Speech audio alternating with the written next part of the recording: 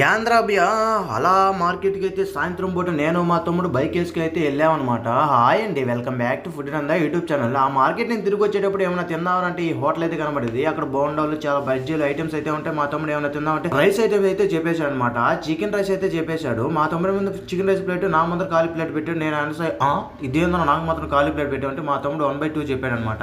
And next అయితే మా తమ్ముడు నాకు హాఫ్ అయితే వేసాడు. టమోటా సాసు, రైతా అన్ని తీసుకొచ్చి మా ముందర అయితే పెట్టేశాడు అనమాట.